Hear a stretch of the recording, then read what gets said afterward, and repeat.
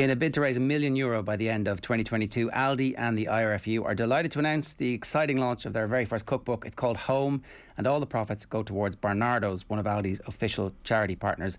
It's available exclusively in Aldi stores nationwide for just $11.99. It features 72 delicious family-friendly recipes developed by the IRFU high-performance chef Maurice McGeehan and enjoyed by Irish rugby players while on Ireland duty. Doesn't say whether or not they come up with them or they cook them themselves, but we'll get into that in a minute.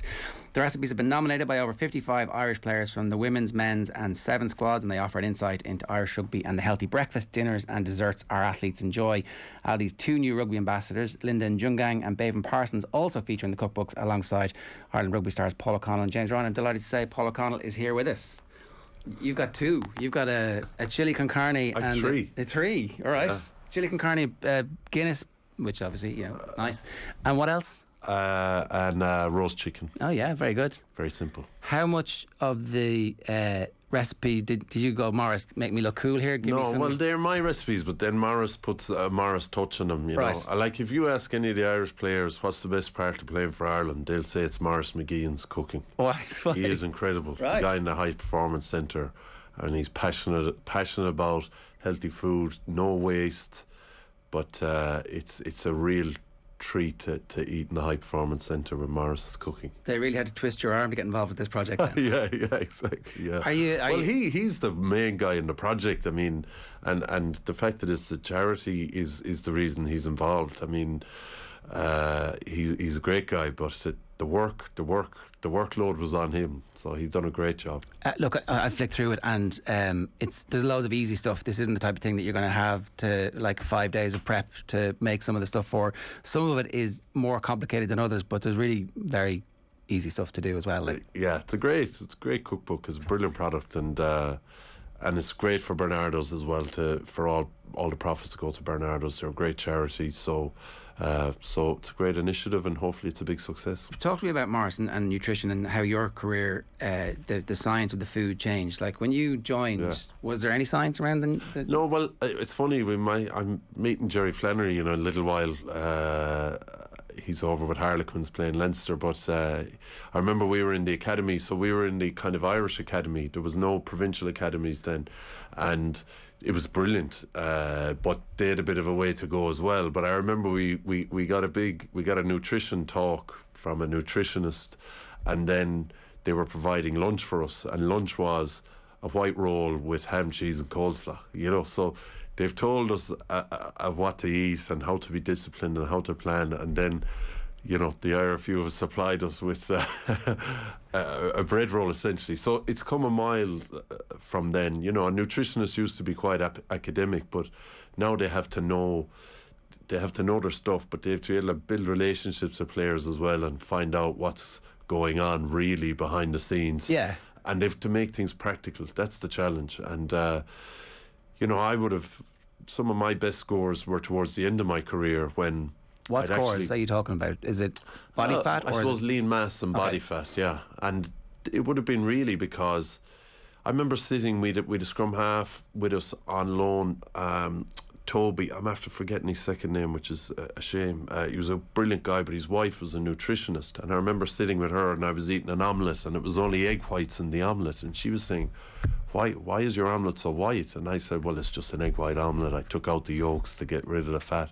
And she said, the way I am, I'm a slow gainer. She said, there isn't a pick of fat on you. You need to eat more fat, not less.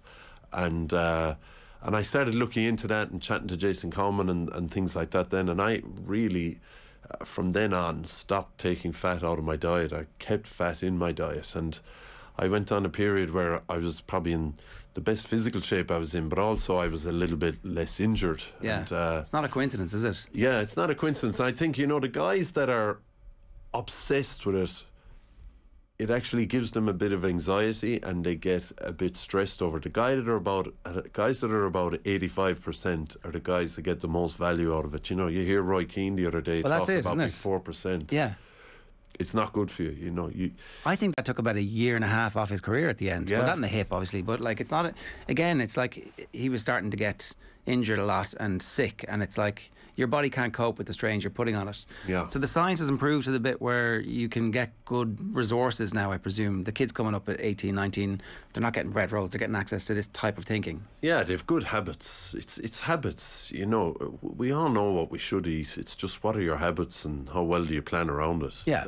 And that's, I think that's what a lot of nutritionists have gotten better at, is giving people or players the tools to eat well rather than telling them what they should be eating. Yeah. What about your weight? Did that go up and down a lot over your career? Yeah, I was always. It is very important. I was always trying to put it on. I mean, I was 112 kilos. That was my fighting weight. I mean, from what I hear in England, you wouldn't get a contract now unless you're 120 as a second row. Right. So I was the kind of skinny second row that jumped in the line out, and you know, probably then the scrum I had to work very, very hard on my technique because I knew I didn't have the bulk or the size. But it didn't fluctuate. But I mean, I played against New Zealand at 105 kilos, which 7 kilos less than. Yeah, there wouldn't be a second row in any of the academies, I would imagine, playing at 105 kilos now. How did you get down to that? You just had stopped doing all the eating, or no, I was only 21. I just hadn't put on the size. I remember that season I'd gotten to about 108, but then you get injured and you can't go to the gym and you're playing games all the time, so that's stripping weight off you, you know. So, and are you eating like 2 chickens a day at this point? And has it got to that level? Yeah, I was. Yeah, and you know, when you try and eat very clean, that's when it's hard to put on size, I think. You know, it's when you're not afraid of putting fat into your diet. So if you'd been piling on the peanuts and the a bit of peanut butter and not eating low fat milk and, you know, full fat butter and full fat milk and not cutting the fat off your steaks or your rashers, which we used to do, you know, because Jerry Flannery used to do it. Because Jerry Flannery and Donnchadh used to influence a lot of the guys in the diets side of things, so we'd all be copying them, whether it was right or wrong. And for Flannery, it was vanity as much as it was about performance. So, but I even remember reading about Michael Phelps. We were calorie counters one time in Spala, and it showed that me and Donnchadh were burning about 8,000 calories a day. Right. So no matter how clean you ate, you couldn't get that in. You needed to have fat in your diet. Yeah. And I remember reading a thing about Phelps's diet and the amount of, you know, he was having mayonnaise and he was having all these things because he was training so much, burning so much calories that he needed the fat in his diet. And I was a little bit similar. Did you enjoy all that kind of part of the job of learning about that kind of stuff? Yeah, loved it. Yeah, loved it. And yeah, I really enjoyed that part of it because, again, it was the no talent stuff. You know, it was they were all very controllable. Where did you get the no talent thing? So just this is, you want to be world class at the stuff that doesn't require talent. Where did that come from? Just, I don't know. You'd hear things like control the controllables. I don't think I was ever involved with a coach that ever said that, but it made sense to me. You know, I'd taken up rugby at 16, a little bit later than a lot of guys, so I was always a little bit behind in some regards. So I was looking for ways to catch up, maybe, and those were the kind of things where you could steal a bit of a march on people. The controllables. I know you know Ellen Keane very well. We had her on during the week and she was like, this was finally the time where I understood what it meant. And one of the things she did was she would text everybody at 8 o'clock saying, right, that's me done now from the phone. I won't hear from you again. You won't hear from me again. And it was finally being in that position where different pennies had dropped for her along the way, and obviously she ends up winning the gold. So, but she'd been telling herself to control the controllables for a long period of time. It's great saying these things, but actually actively doing the little bits where it means something practical, that's quite a leap. Yeah, you need the process. So you know, like even people would say, focus on the process, ignore the performance, ignore the big game or the results or whatever. But you actually need a way to focus on the process, you know. And again, you know, the IRFU, the people they would have gotten involved in various stages, you learn those things. So, you know, Joe had a thing called the Big Rocks where it was about figuring out what was really important in your game and working hard on those and ignoring all the small things. You know, he used to talk about winning the moment in front of your face, which was a great way of, I suppose, as well, ignoring the result of the weekend. You know, the best thing you could do now might be just to go to bed early. You know, the next thing after that is to get up on time, you know, eat a good breakfast, and you just accumulate moment after moment after moment until you get to the game on Saturday. And even the game, you're just trying to focus what's right in front of you. So you get these maybe little one-liners or little phrases, or you see someone else doing something and you realise that's what you were looking for, and you copy and paste it, or you copy, paste and edit it into your own way of preparing. So you need to magpie a little bit from other people. Yeah. You have to be kind of open to that though as well. Like, if you're singularly focused on stuff, and particularly when you end up being a captain, it's grand focusing on the moment in front of your face, but there's strategy involved, particularly in cup rugby or you know, as the championship comes towards the end, that I can't just focus on this one particular moment. I need to be thinking a few steps ahead here. How do you merge those two things? There's a time for that, isn't there? There's a time for planning ahead, and there's a time for sitting down with a piece of paper and looking at a few what ifs. But it certainly isn't. It certainly isn't right in the thick of a game, you know, or else it's when there's an injury and you're talking to the out half about what's next, and you know, we're 14 points up, or let's take every kick we get now, or else we're 14 points up, let's not kick any more kicks at goal, let's go to the corner all the time, or whatever it is. But there's a time for planning ahead. It certainly isn't in the heat of battle, you know. Yeah, that obsessiveness that you had, and I don't know if obsession is the right word, but interest in making things better. What did you do with that when you finished playing and before you became a coach? How did you like? It's probably why I missed rugby. You know, it's probably one of the reasons I missed rugby.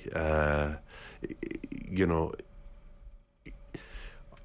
I remember talking to Gary Keegan before about some things, and he asked a similar question, but it's only when you have a problem to solve that you really find out the real bits and pieces of what goes into solving it. You know, I would have worked a bit on TV, and you might look at a team's maul or whatever, but and you're previewing it for TV, but I actually don't have to solve it. I don't have to figure out how exactly to stop it. Make sure you stop it. See who else in the world has stopped it and how they've done it, and can we copy, paste and edit a bit of that, or whatever it is. You know, it's only when you really, really have to solve a problem that you get into the nuts and bolts of it. You start picking up the phone to people, you start heading down all these different paths. So that's probably one of the joys of coaching, is you're back in that world where you're trying to solve these little problems. So the TV was a gateway drug for you to get back into coaching. Yeah, that's it.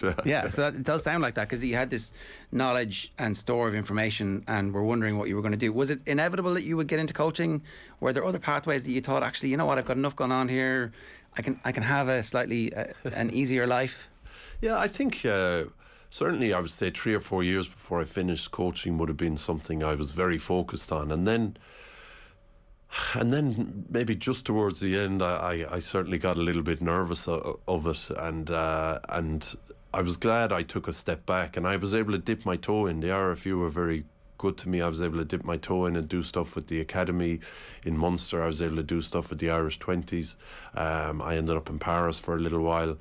And then even, you know, I wasn't coaching for a year, but professionally, but I would have been coaching in Young Munster, which is my club, from time to time, which was great fun, and let me realise really how much fun it could be.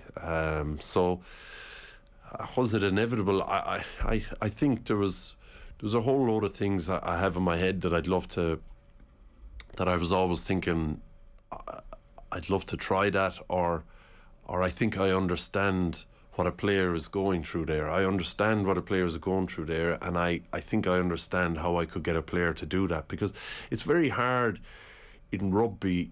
You're close to exhaustion all the time, and you have all these habits throughout your life of doing something. So you can't do a 3-minute drill on Tuesday afternoon and expect to change the habits of a lifetime under pressure with 50,000 people watching you when you're exhausted and you've just come out of a scrum. So that empathy towards players and maybe what they're going through is something I experienced, because I had that where I was, you know, I was trying to do all these things. I was being coached, but it wasn't clicking. It's very hard, you know, and sometimes I think, you know, you got to wonder, which habits can I change from a player here? Because we have to do the scrum, we have to do the line out, we have to do our exits, they have to get some rest.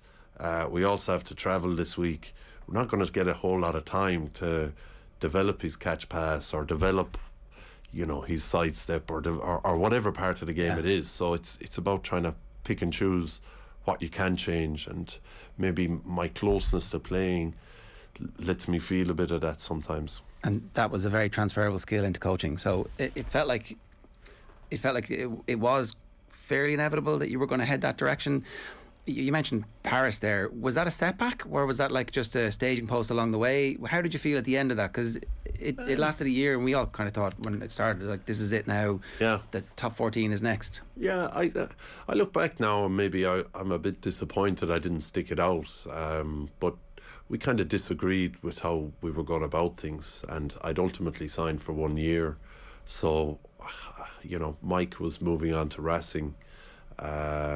And ultimately I decided to step away, but it is what it is. It would have been great to have spent 4 or 5 years there to have been successful with the club, but it didn't happen. But it doesn't break my heart. I really wanted to live in France. That was one of the big things. I'd love to have lived there longer and mastered the language.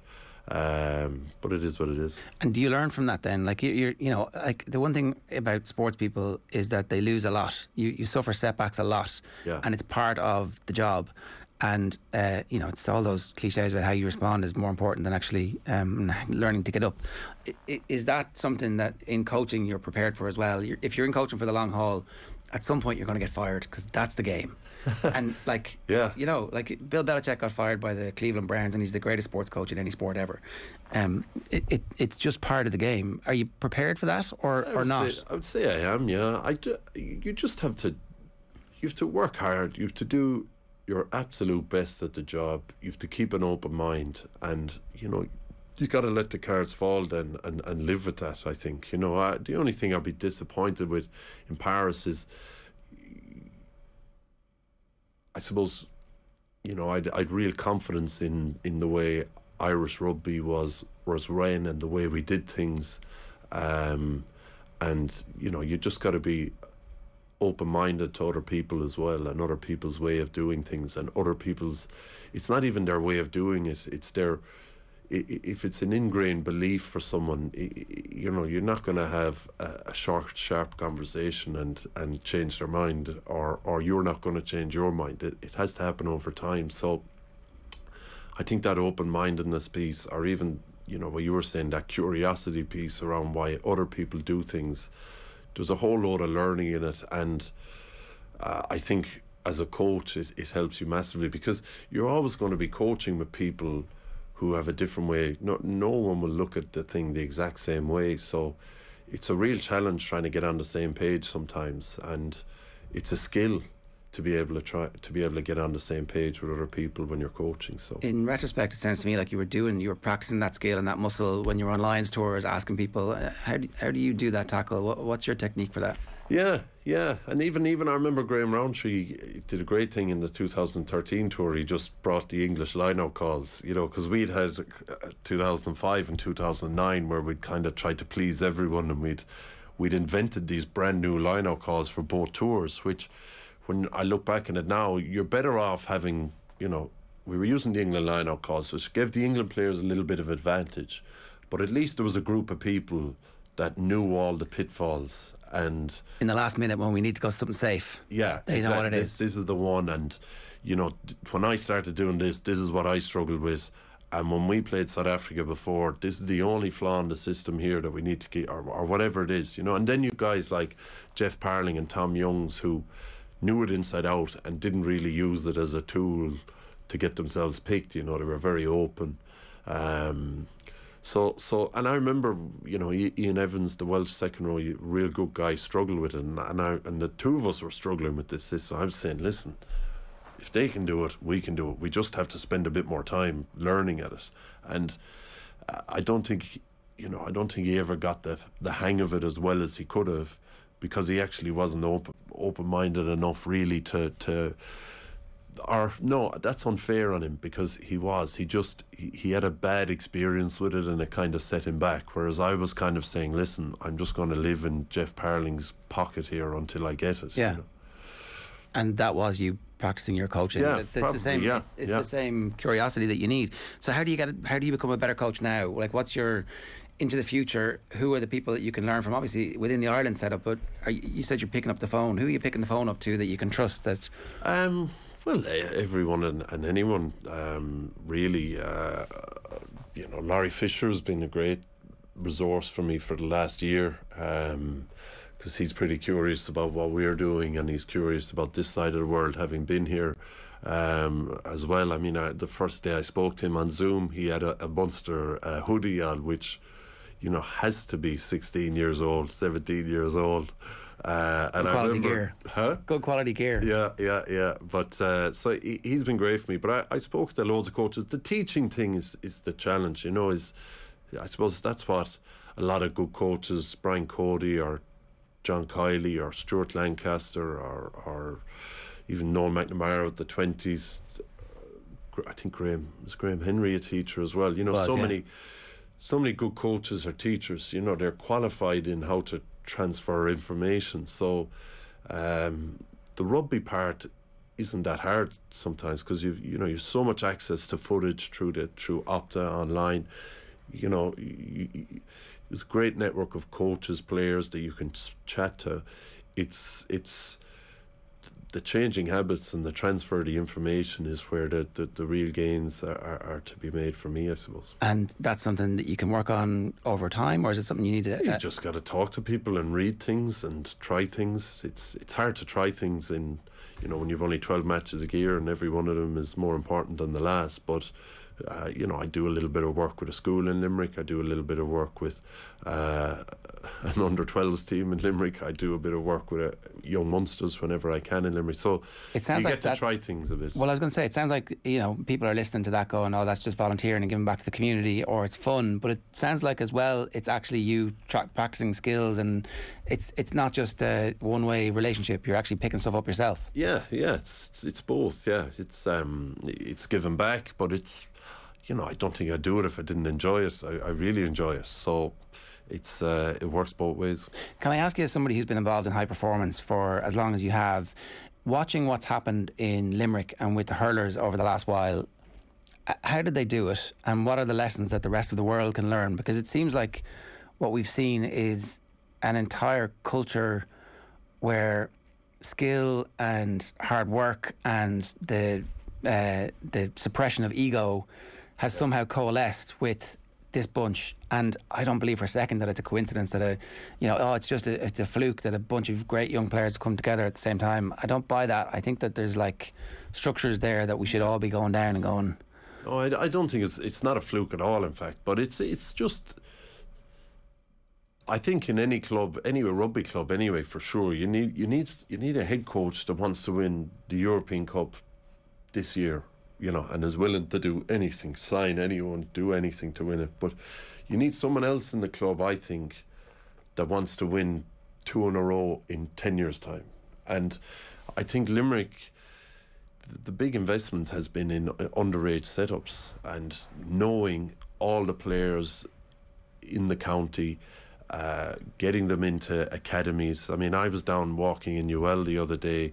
My boy was starting that rugby tots training, but Limerick under 14 girls were camogie training, and I ended up chatting to the coaches. But it was brilliant to see, brilliant training, real high intensity, high level. But I don't think rugby brings in kids at an under 14 level and coaches them and teaches them about nutrition and teaches them about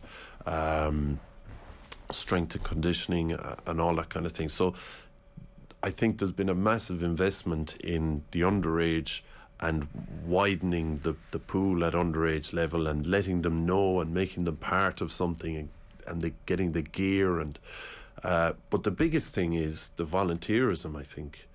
that Limerick have managed to recruit. And I remember going to speak to the Limerick minors 6 or 7 years ago, and Joe McKenna was the guy that was, I think, managing them. He was the guy that rang me to come in. I know that Eamon Cregan was involved. I think there's a guy, Shane Fitzgibbon, who a lot of guys speak.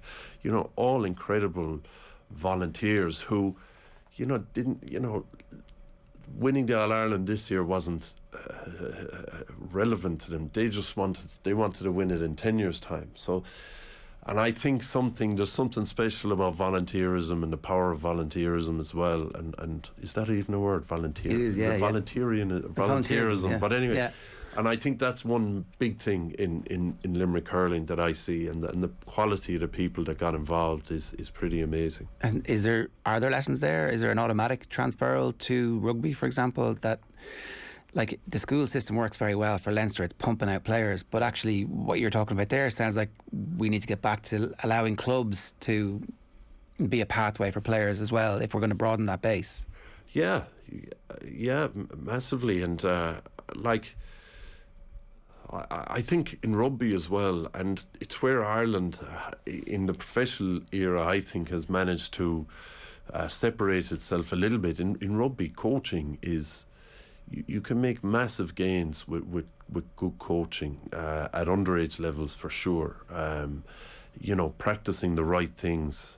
I think there's sometimes, you look at Cup Rugby and there's probably a big emphasis on the line out, because it's such an important part of this of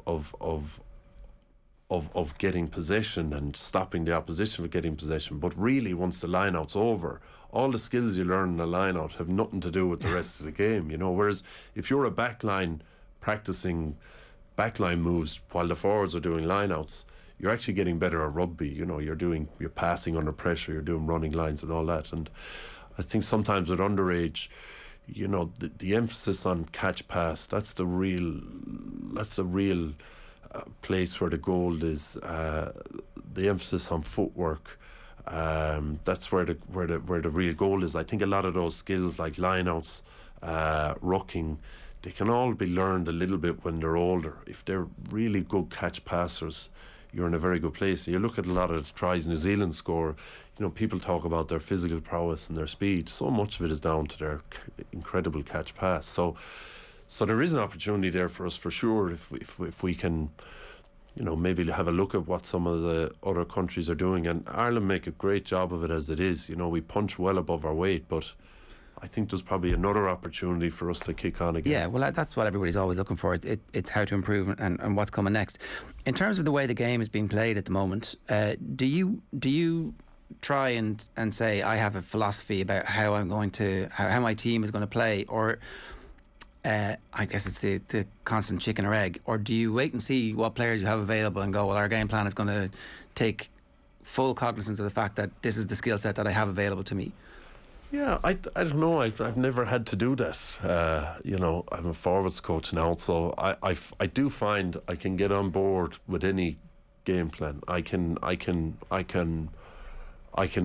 believe in any game plan really quickly.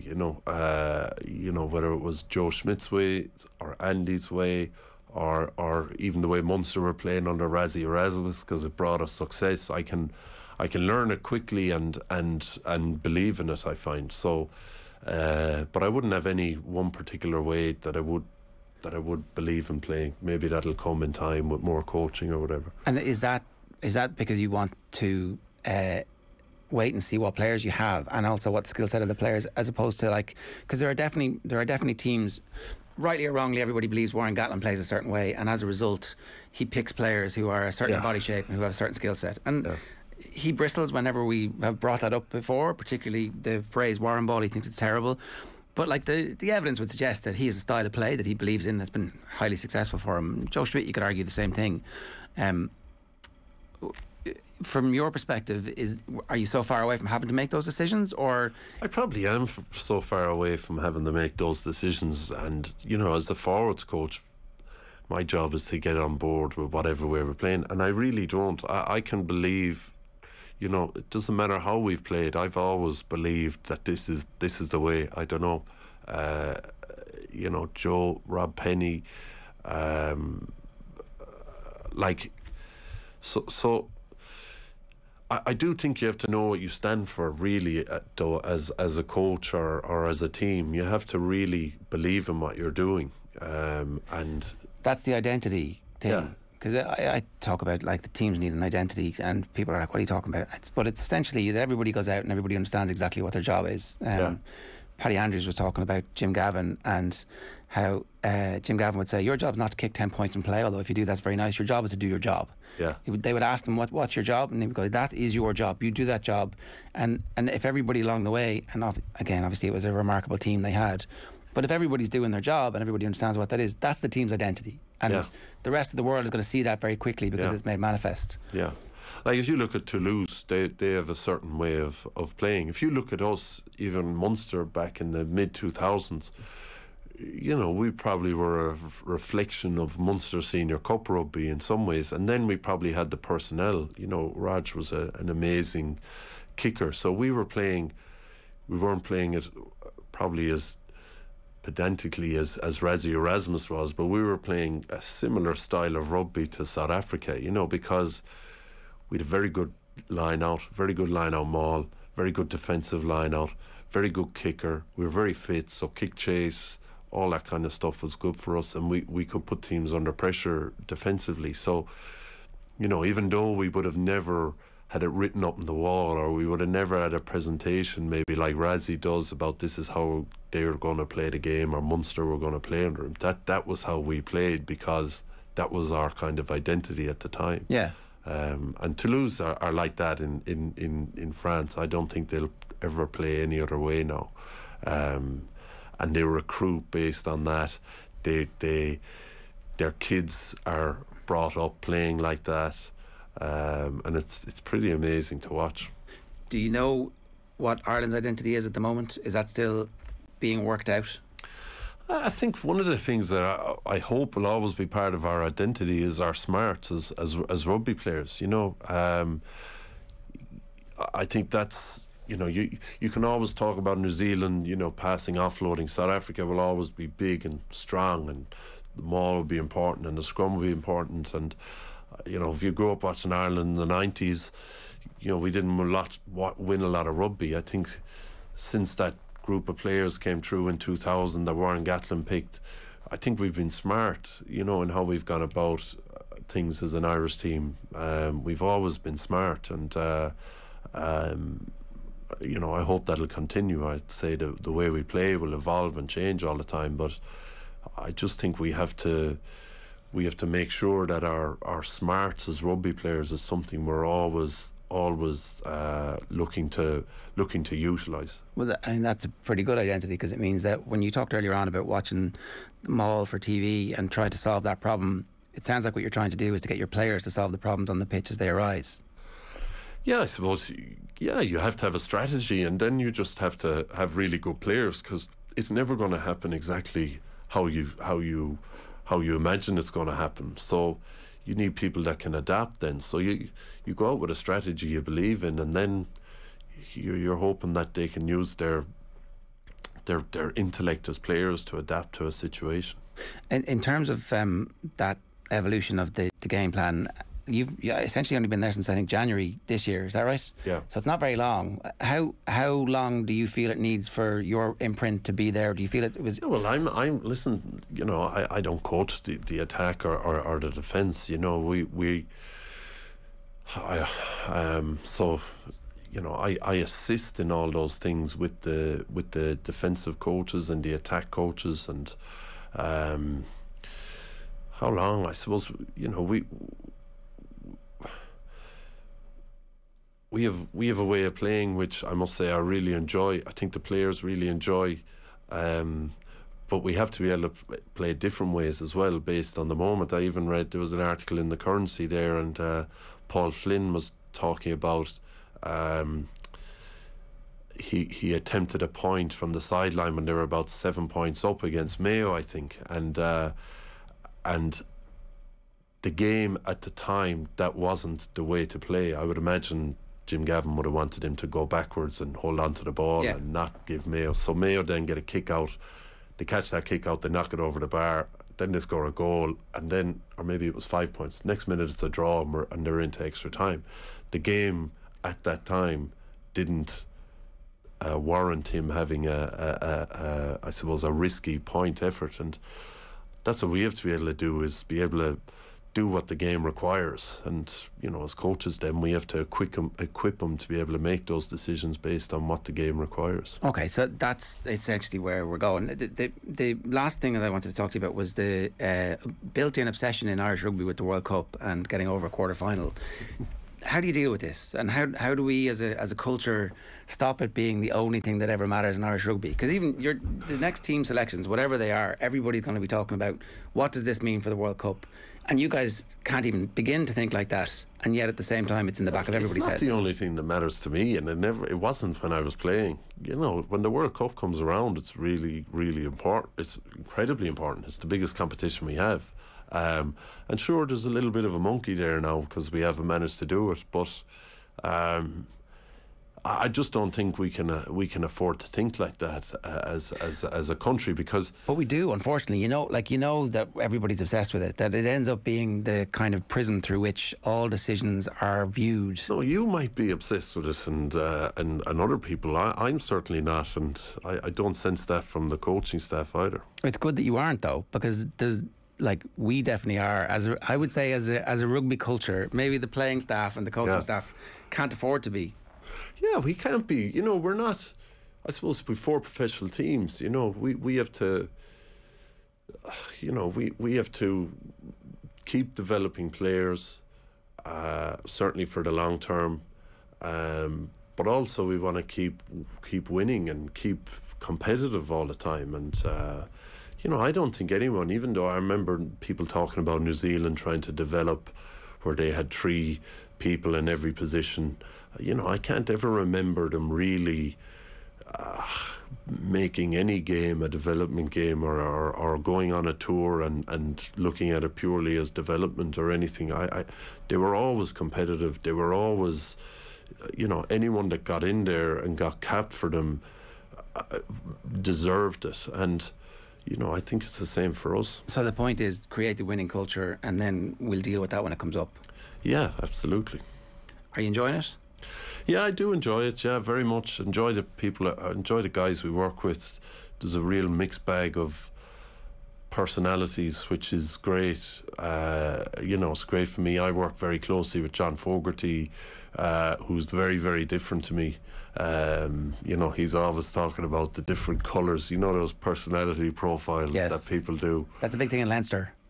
Yes, he's always whenever I start getting impatient with him, he's always saying, bear with me now, bear with me. I know that you're impatient, and I know you want me to get straight to the point, but can we trash this out? And he just, with his manner, you end up enjoying it and laughing. So I've really enjoyed working with him. Andy, obviously, I worked on the lines in 2013. He's incredible, and I'm just getting to know my cat. I've known Simon for a long time, played with him, coached by him, terrific guy, but very different to me as well. So I'm really enjoying it. Yeah, they're very good coaching staff and good people to work with. Is it the right level of obsession and involvement now with 12 games a year, or do you see yourself getting into club at some point where it's? Oh, I don't know. I'm delighted to be involved in this job and this role, and I a lot of coaches I speak to, they don't look beyond it, and I'm not looking beyond it either. It's great for me as well, in that I get to live in Limerick. We get to, kids love their school. Both grandparents are still around, thanks be to God, and we get to spend lots of time with them. So it's back involved with a team that I love, that I've been a big part of my life. So and living at home. So as I said, it's brilliant from that regard. But I do love the job as well. Yeah. Being at home means you get plenty of time to cook as well. Have you done any of the other recipes in the book? My wife did one of them.